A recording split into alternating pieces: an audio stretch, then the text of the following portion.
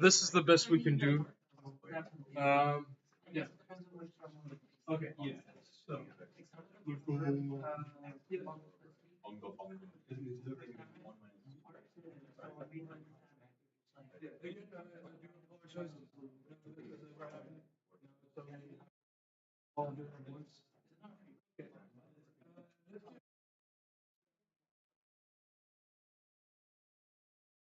Um, so I defined the Lagrangian. Yeah. Yeah. I defined the Lagrangian to be kinetic minus potential. Now I said if you plug this into the Euler-Lagrange equations, you I'll write it again.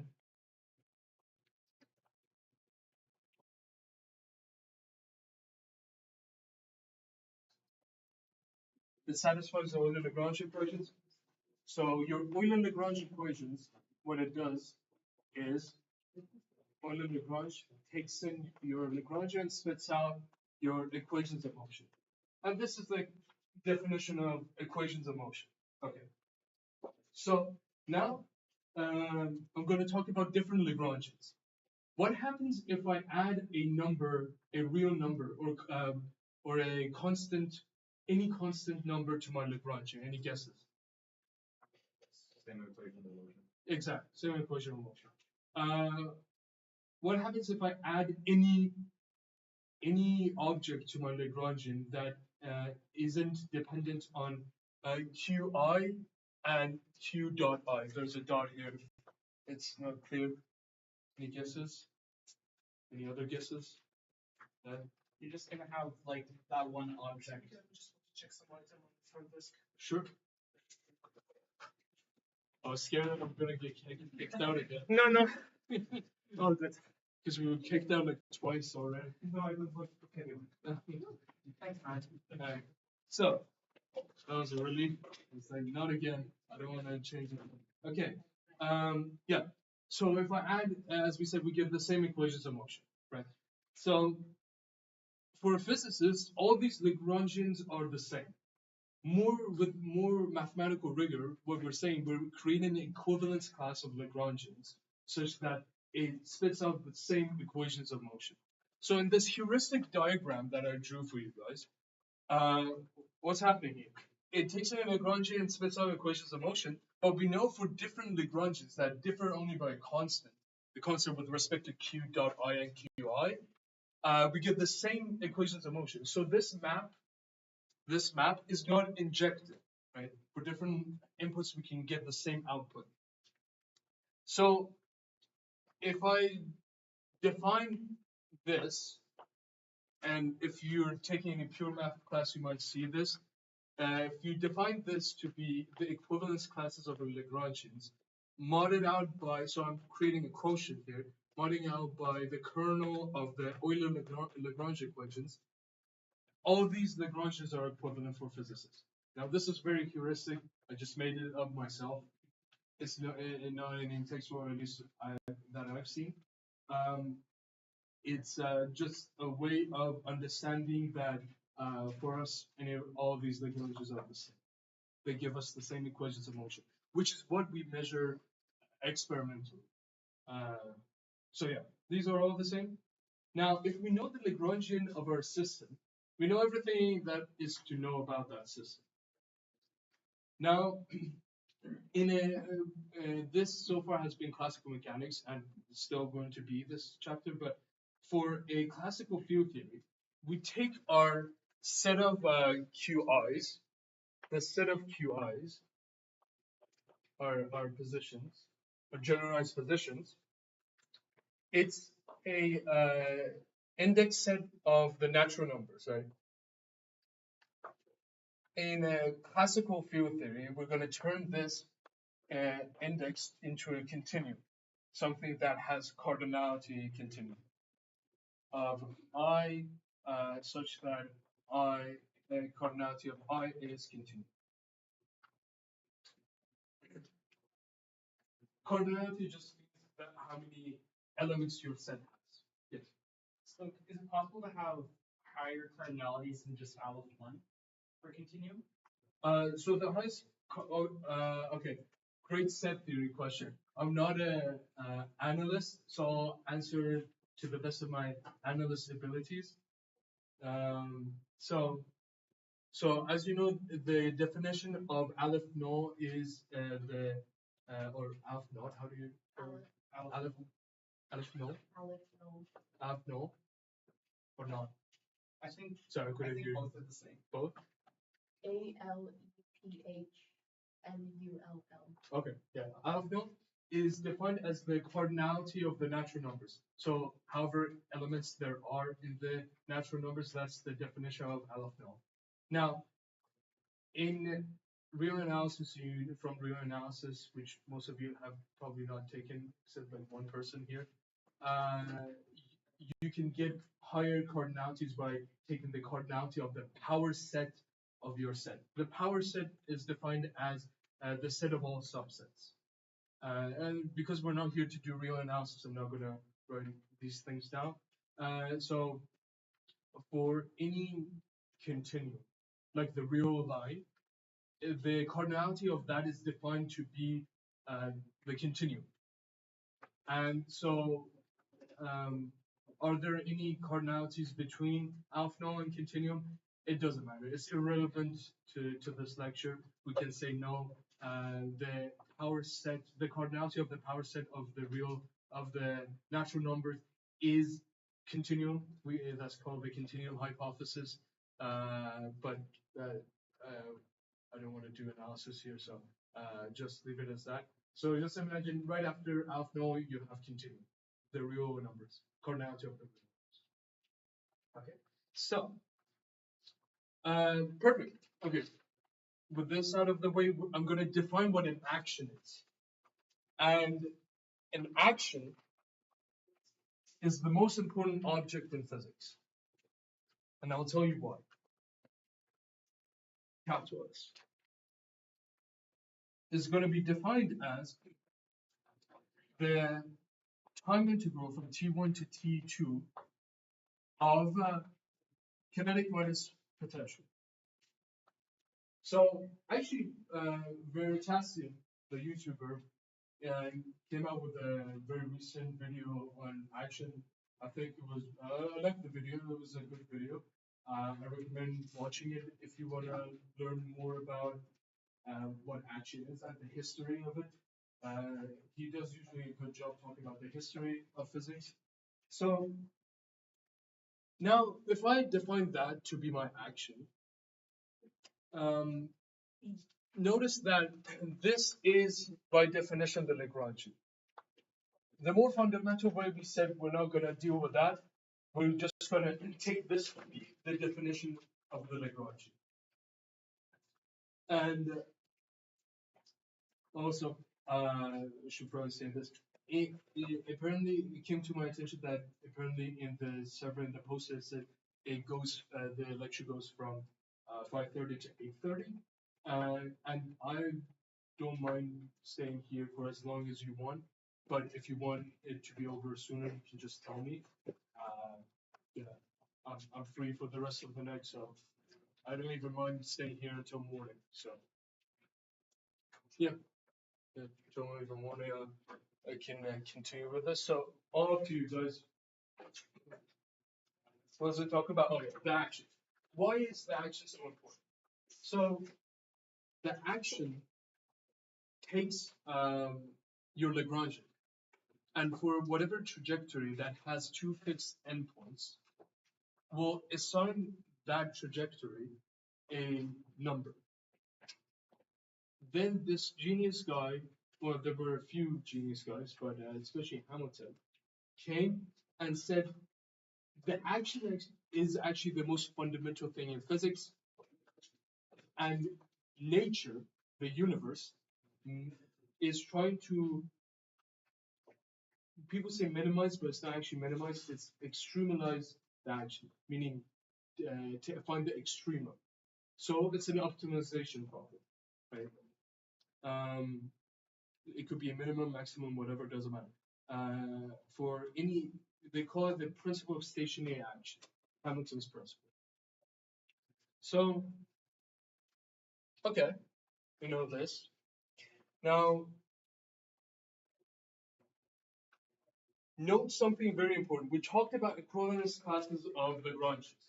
Let's talk about equivalence classes of actions.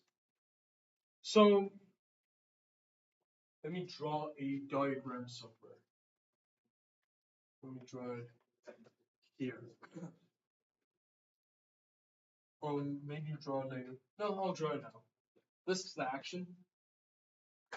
This is the Lagrangian. And these are my equations of motion. I get from the Lagrangian to the equations of motion through the Euler-Lagrange equations.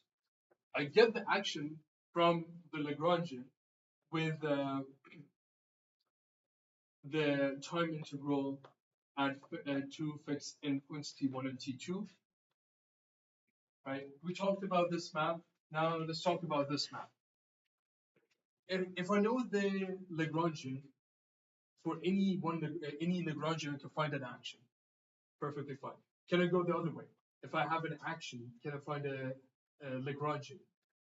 So for each action, you can find more than one Lagrangian. Do you know how? Any guesses on how those Lagrangians can differ? Yes. I guess you take the derivative. Yeah.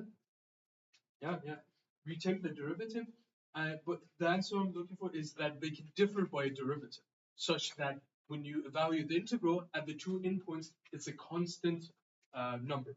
So I'll write that down here so you can see. Because we're going to talk about the equation of physics, which is the variation of the action is zero. This is Hamilton's principle, which all physics is based off of, fundamentally speaking, at least. So let's look at this. The variation of this action from t1 to t2 of dt f dot. Some function, doesn't matter. What is this? It's pretty trivial, right? You guys know this. Fundamental theorem of calculus part 2. What is it? F dot at t2 minus f dot at t1.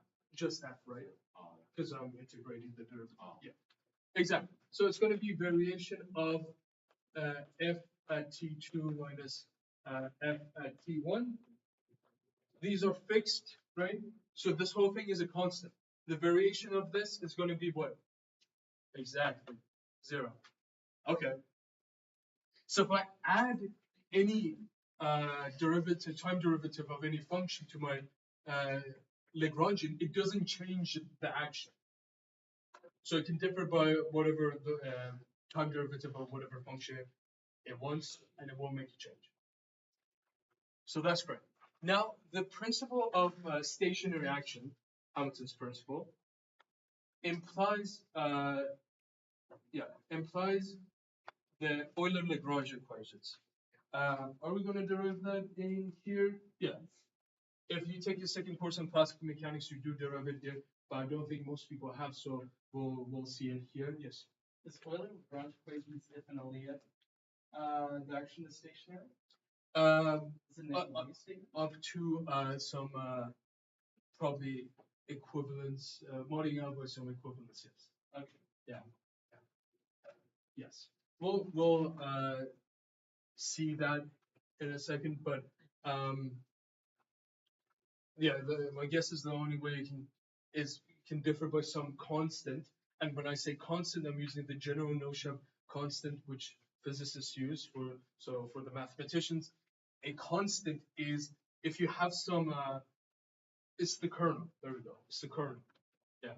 So if I have the curl of some vector field, right? If I add the gradient of whatever you want to this, this is the same as the curl of f, right? Because the curl of the gradient is 0. You know that from vector calculus. Yeah. So this is in the kernel. The gradient of whatever function is in the kernel of the kernel. So when I say constant, I mean the kernel of this operator. Yes. Now, I was talking about something. I was talking about stationary action. What was I getting at? Yeah, it can differ by any time derivative of a function, and your Lagrangian can differ by that. It gives the same action. Now, the principle of stationary action is the most fundamental thing in physics. How so? Everything in physics so far that we saw, like, there are different theories. There's Newton's theory of classical mechanics of gravity. Well, it's pretty good, but it's not general. Meaning things don't obey that everywhere. It's not general in physics because there are things that don't obey those laws. Gravity isn't how Newton described it. It's pretty close to it, but fundamentally it's very different. Quantum mechanics isn't described that way, and other things as well. So it's an incomplete description of the universe. But if you make classical mechanics abstract enough, if you make it sufficiently abstract, you will see that it becomes Hamilton's principle. With the addition of Hamilton's principle, it applies everywhere in physics. So it means if you want to build a theory in physics, what you do is find the action. That's what it means. That's the translation of when someone tells you to find a physical theory to create a theory in physics, they're just telling you to find the action that describes your theory. It is so fundamental that we've never seen it to be wrong. It's this is what physics is based on. It's Hamilton's principle of stationary action.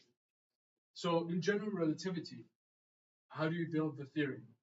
There are many steps, but if you want to talk about fundamentally, not historically, you just postulate the action, which is what's the action? It's the Ricci tensor minus 2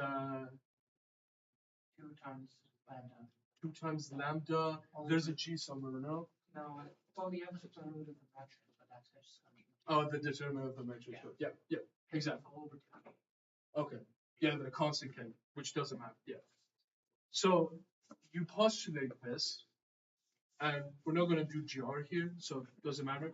And from that, when you plug it in to the Euler-Lagrange equations, because again, the Lagrangian and the action are one-to-one up to some equivalence that we talked about. But if we mod out by that equivalence, they become isomorphic to each other, right? I think it's fundamental theorem of, it's a theorem, that's, what do you call it in pure math? The isomorphic theorem 1? First isomorphism theorem, something like that. Doesn't matter. I don't know. It's one of the. It's a theorem in math. Become isomorphic. Doesn't matter. Now, let me clear this. Okay. So, yeah, stationary action, most important thing in physics. Now, let's derive the Euler-Lagrange equations. It kind of popped out of nowhere, but let's derive it. So, let me draw some lines here to distinguish what I'm writing here. The variation of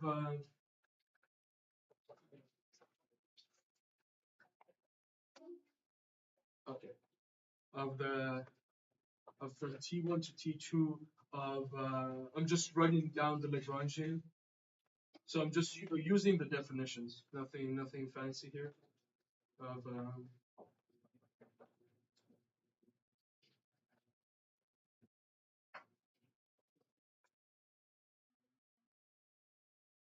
I'm just taking the variation of it. And do people know what a variation is?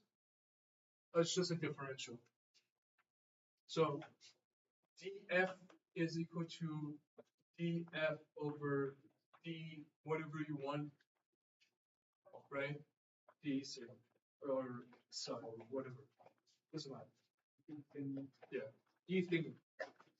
This is how a variation acts. It acts exactly like a differential. I'm taking the differential of something. So, yeah, for our purposes, you can treat it as that because that's exactly how it works. this is equal to 0. Right.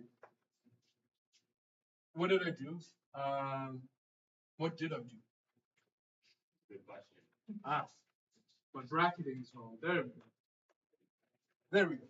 So yeah, I wrote the action is the time integral of the Lagrangian, and I'm missing a dt somewhere, dt here, and then I just applied the variation to it. I took the variation of the Lagrangian. This is what you get. You know what the Lagrangian is a function of. It's a function of the positions and velocities. We're assuming no time dependence. You usually do that in physics. And you set it equal to 0. Was there a hand that I saw? Yes. Sorry, is the derivative thing with the codifferential operator, is it No. coincidence?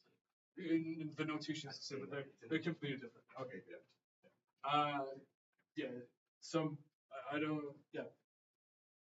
Yeah. The codifferential is the divergence in differential geometry. Right? If for anyone who's interested in for learning about that, but no, this is the variation. No codifferentials here. Okay. Now I'm just going to use integration by parts. How am I going to use integration by parts? Okay. First thing that you should know is that can the video see? That's fine. That the variation and whatever derivative you have, time derivative, it doesn't matter. Whatever derivative you have, I'm gonna just put like capital D here to denote any derivative. These commute. These commute. Okay, so I can interchangeably use that. So this, what is this? This is the variation of the time derivative of this. It becomes the time derivative of the variation of this. I do that, so I get variations of qk. So I can write it out neatly. I can factor it out. I'll go up here. This becomes equal to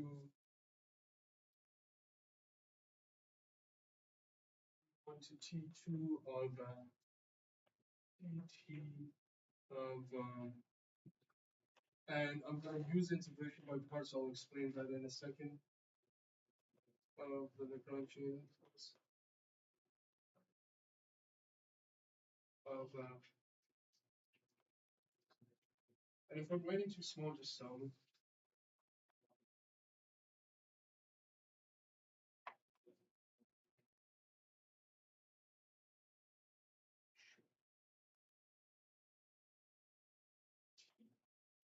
This is time derivative.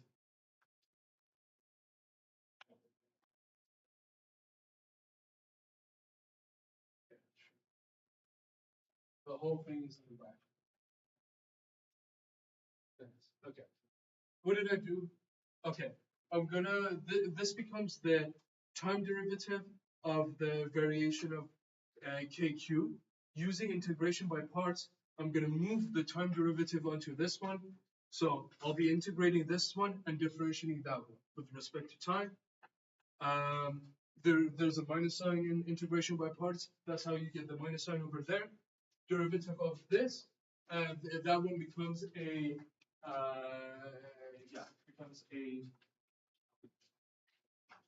I guess this has to be here.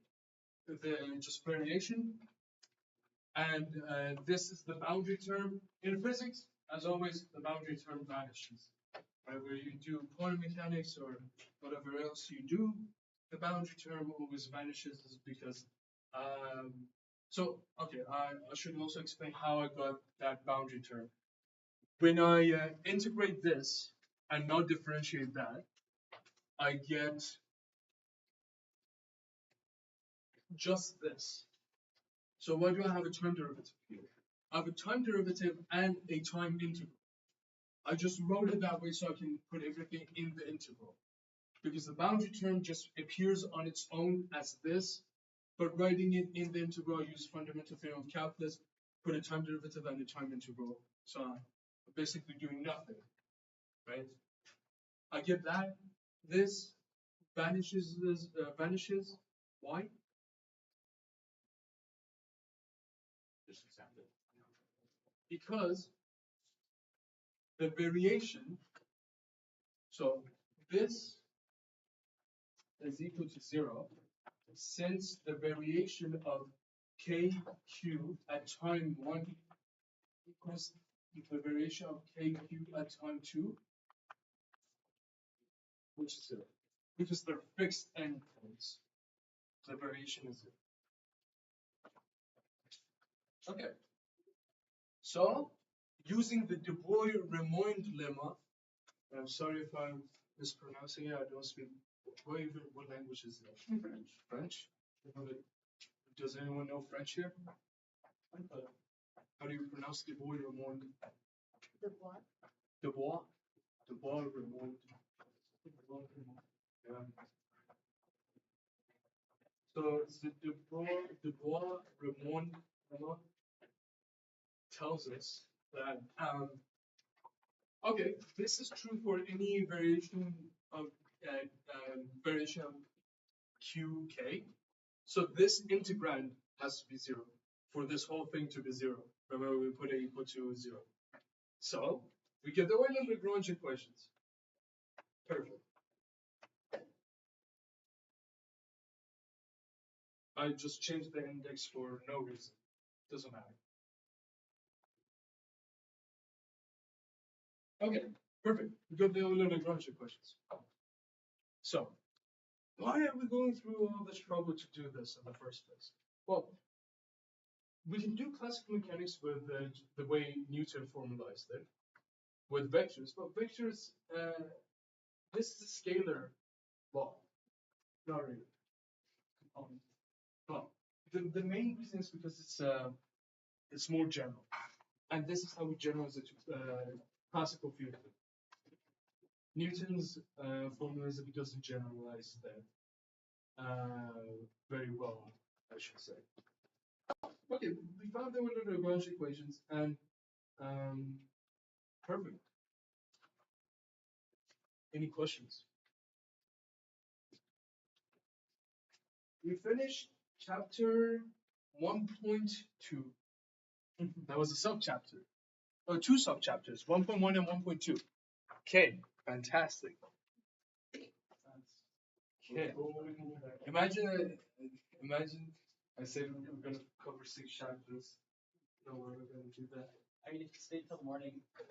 No, I don't think everyone here wants to stay until morning, but if you do tell me, and we can have a sleepover here doing math and physics.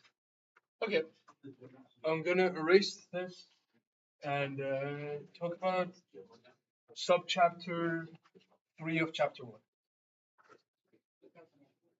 Again, all of this, the book is very condensed. It does all of chapter 1 in like 6 pages. All of this, I'm expanding on it myself because I feel like it's good for people to see because yeah, not everyone in the audience has seen this before. So, what book is it? Classical Field Theory by some person who I won't even try to pronounce their name because it's I can't. I'll put a link to it in the Discord for PhysClyb, the server. Okay, let's talk about constraints now. Chapter 1.3. Constraints. One of the reasons why I don't write in my lecture notes or lectures, like English or Persian. Well, Persian I don't write because I think most of you don't know Persian. And English is because my spelling is horrendous. So I avoid writing English words.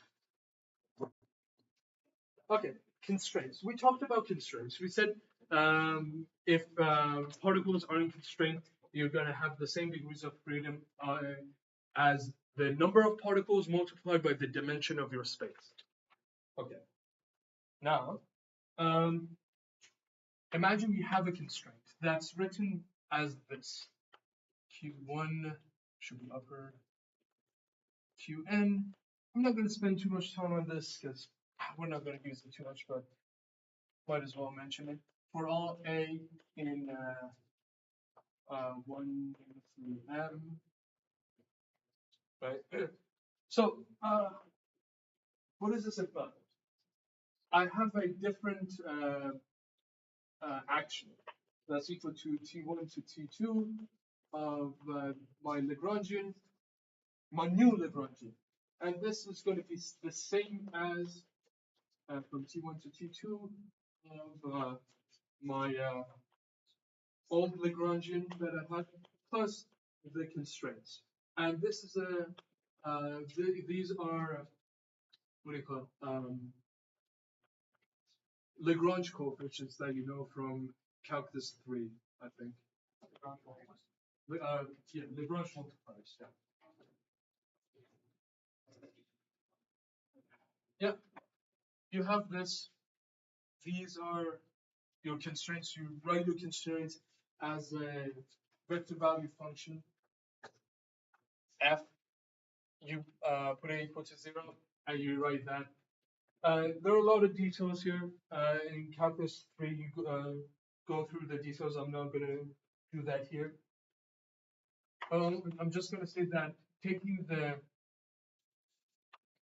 since the principle of extreme action tells us this implies I'm not even going to write down the derivation. I don't think it's worth the time. I'm just going to say we do the same exact process we did for the Euler-Lagrange equations. Take the variation. Now we just have an extra term. That's it. So with the Du Bois-Reymond lemma, it gives us our constrained Euler-Lagrange equations. And I picked some index, doesn't matter.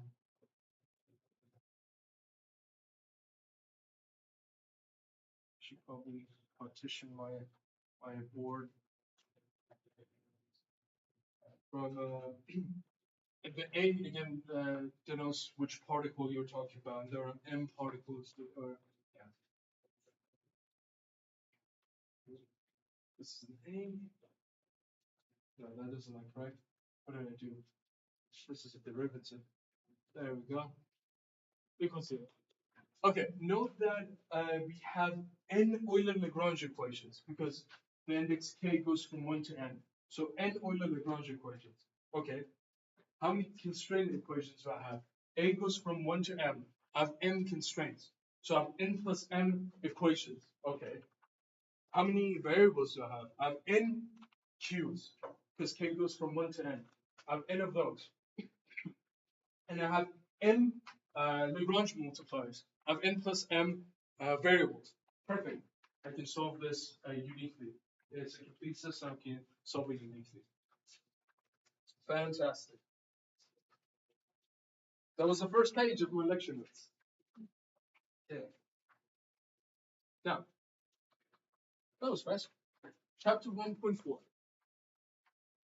It's on canonically conjugate momentum and conservation laws. Any questions so far?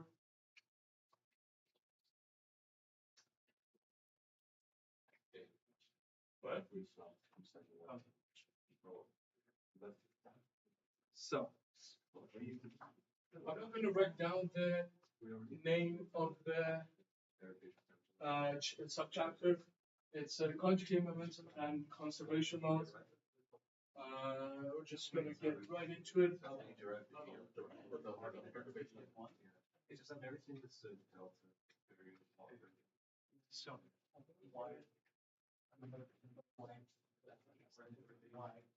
okay. Okay, so let's define the canonical momentum. Canonical momentum pi. Note that it has a lower index because it's a covector, which I haven't gone to yet. We define it as this. Okay. So I took my Euler-Lagrange equation. This term in the Euler-Lagrange equation, I defined that to be my canonical momentum. Perfect.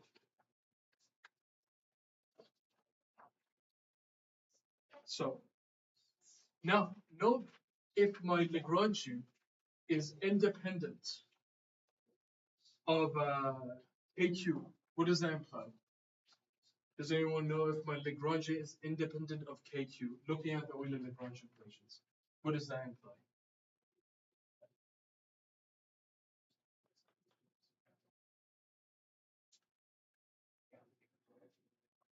Not the constraint one, the one without the constraint. So if this is 0, then this whole thing is 0, right?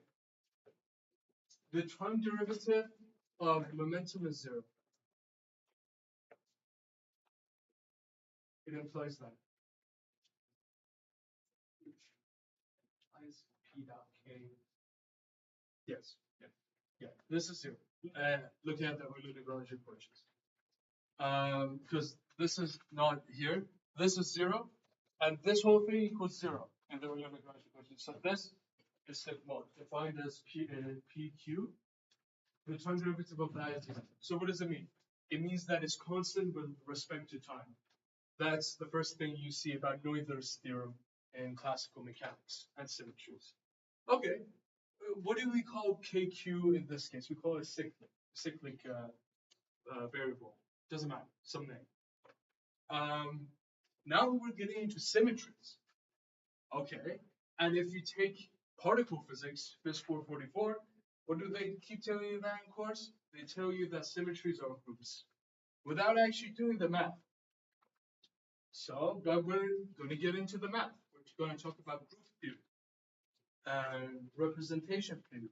So all the pure mathematicians here, I guess the algebraists should be happy. I'm not an algebraist. I do it because I have to. To study physics, you need to do some algebra. Group theory, ring theory, field theory. Well, not this field, different field. The field that your vector space is over. Yeah, okay. We're going to talk about rotational symmetry. Erase this.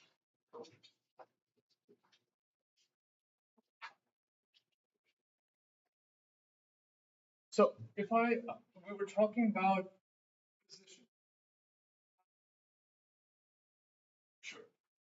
With different bases, it doesn't change. Now,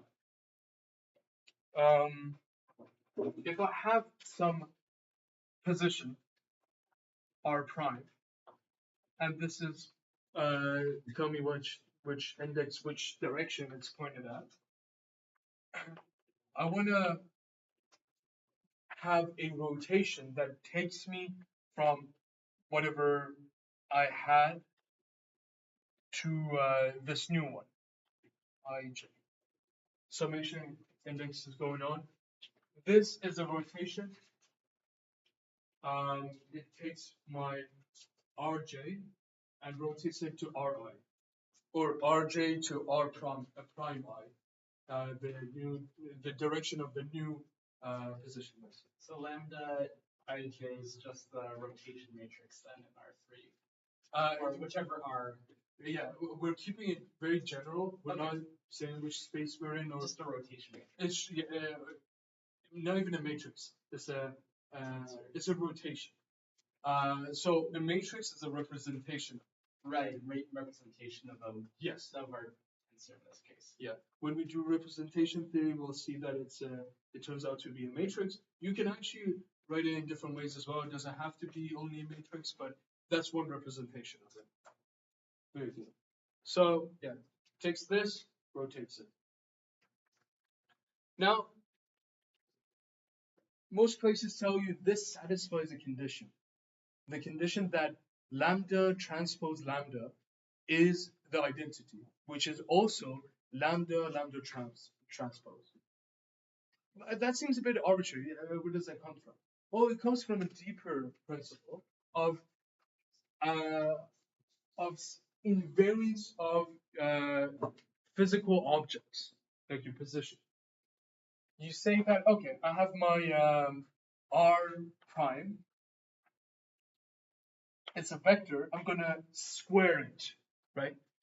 Now I want to see under rotations. Well, the length shouldn't change, right?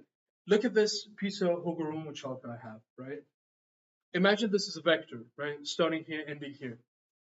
Whatever the L2 norm of this is, under rotations, it won't change, right? Yeah. Okay. Well, you know how to write this. This is equal to R, okay, Ri prime R I prime, right? I say summation going on here. Now, I'm gonna rewrite these. Actually, let me put the I here and this I here. Doesn't matter. Doesn't matter. Right. Now, I'm gonna rewrite it using that equation that I have there. This. What's it gonna be? I'm just gonna use the definitions. That's it. Ij, Rj. What's this chalkboard so bad? Horrible chalkboard. Horrible chalkboard. The last class had a decent chalkboard. Unfortunate. Hope the new people are enjoying that chalkboard. So RK, okay, perfect. I just used the definition of rotations. That's it. I just plugged it in. Now, in using tensor notation, the position of these objects don't matter relative to each other. The position of the indexes matter. The indices, sorry, grammar. Indices matter. So I'm just going to rewrite this as it's going to be equal to R J lambda transpose lambda. It's going to have BC as an index, and I want this to be the same as my first R, my non-rotated R. I want the lengths to be the same.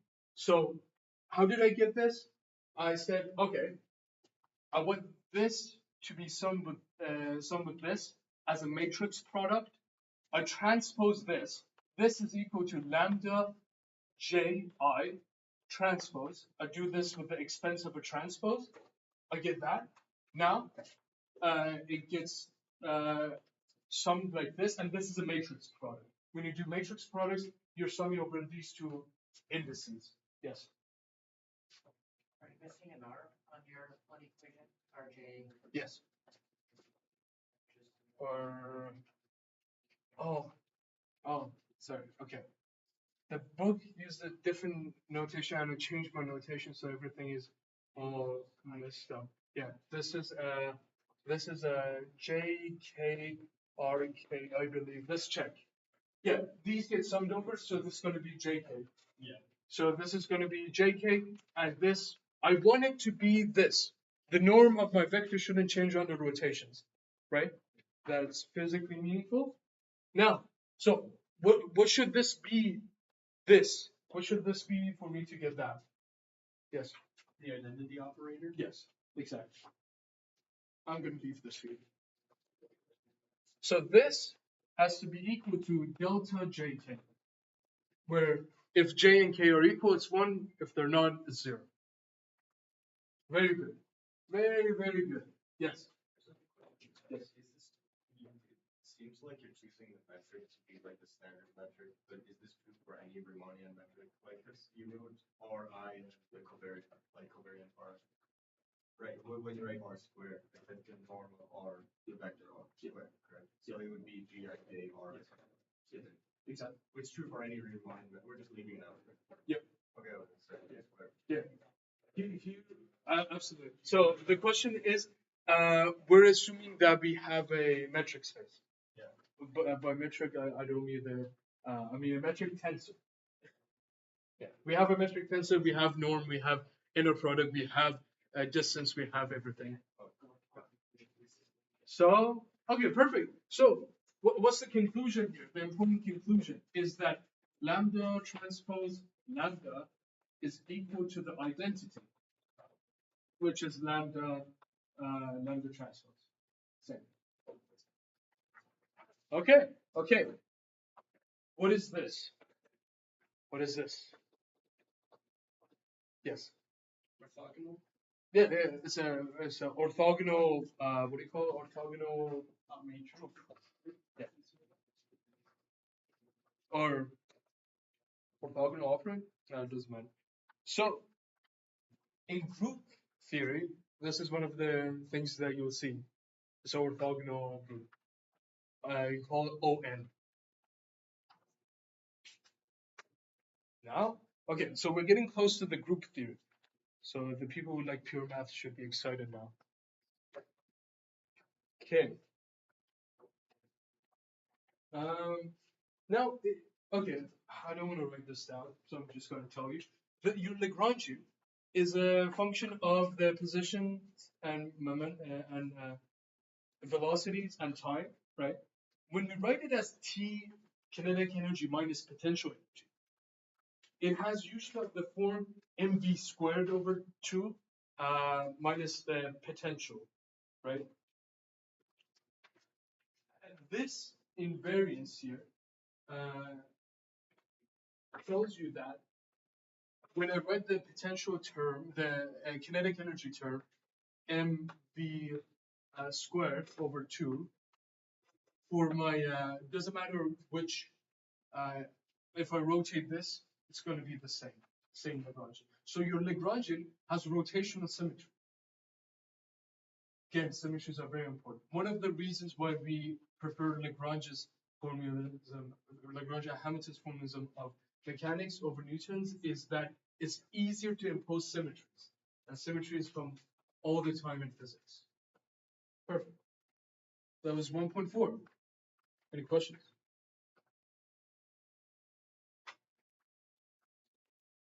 I'll try to keep all the writing of these two middle boards because of the laptop. I think it's easier for people to see, so I will use all four boards on the top. Questions, comments, concerns?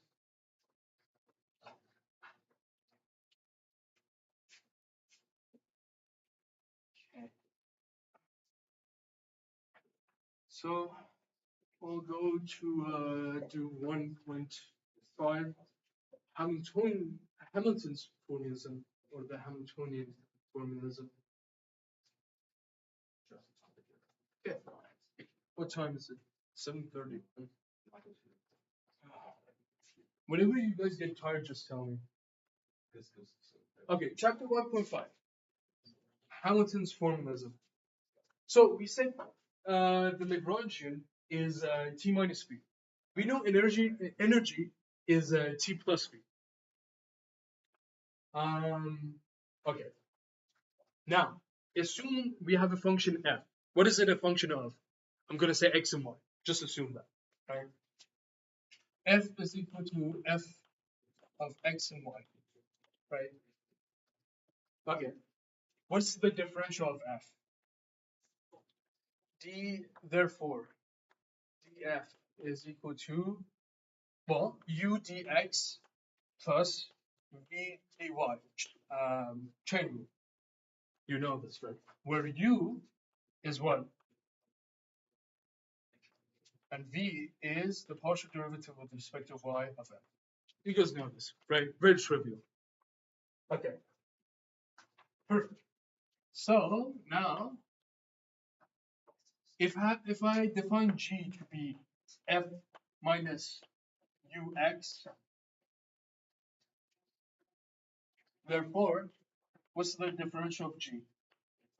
It's going to be df minus u dx minus x du equals x du plus v dy, right?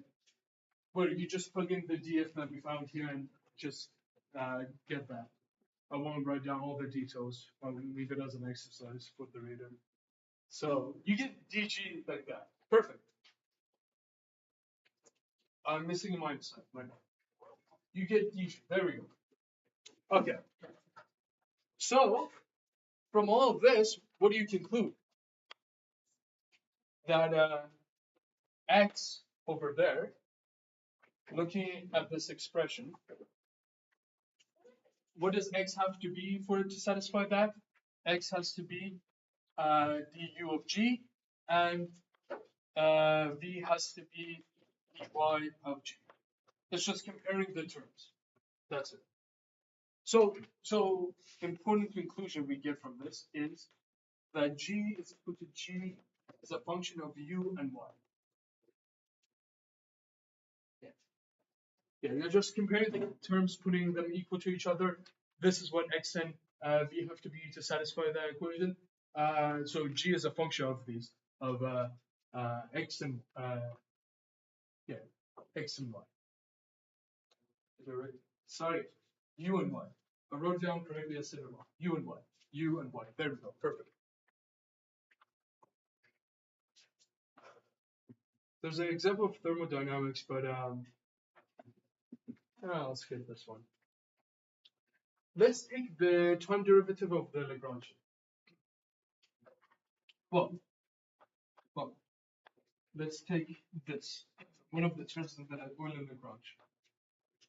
This is what, by definition, it's pi. Our momentum, right? Generous momentum. This is by definition. We have this, and the Euler-Lagrange equation tells us that it's equal to this. So let's take the differential of L.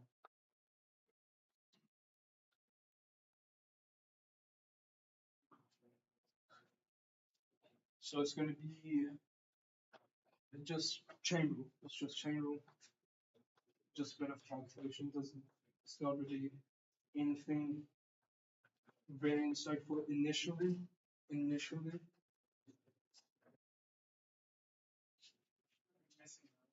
Probably. Per chance. Chance is funny. Okay. We get this.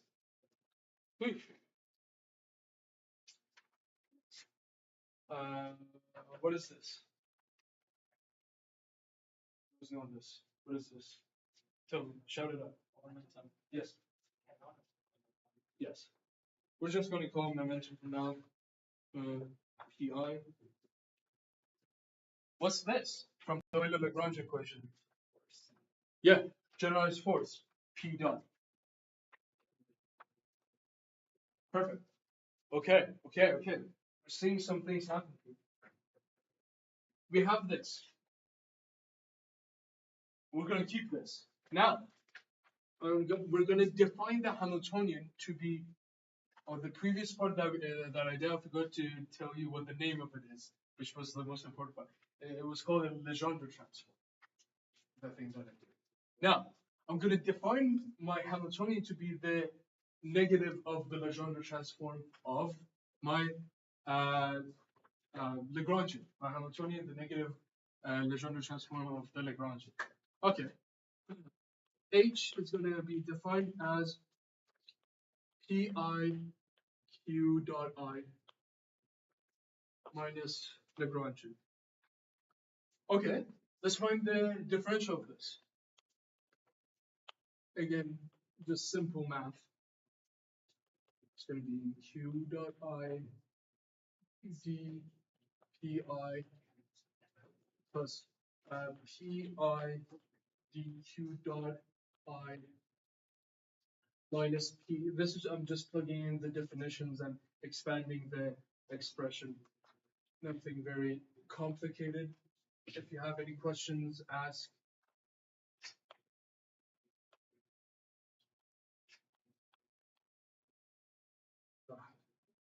It's a good forearm workout. Actually did forearms yesterday. Yes. All right. How do these cancel? This cancels with that. I get these terms remain. These three terms. Okay. So what does this imply? In the Legendre transform, when I transformed my function, I noted that my function is a function of these things. Same with my Hamiltonian. It's a function of positions, momenta, and time. So the Legendre transform of the Lagrangian gives you the Hamiltonian which is described by these coordinates, and this is called phase space. Okay. So my Hamiltonian is a function of Q, I, P, I, and T. I'm not going to write it down. I'll just say it. So, okay, fantastic. What does this imply now? Well,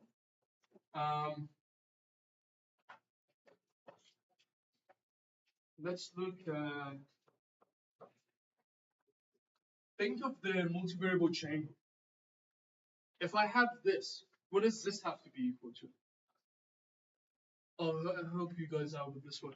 This has to be equal to the partial derivative of the Hamiltonian with respect to pi, right? Just multivariable chain rule, taking the derivative with each one of the things it's a function of. Oh, So, what is this equal to? Can someone help me with this one?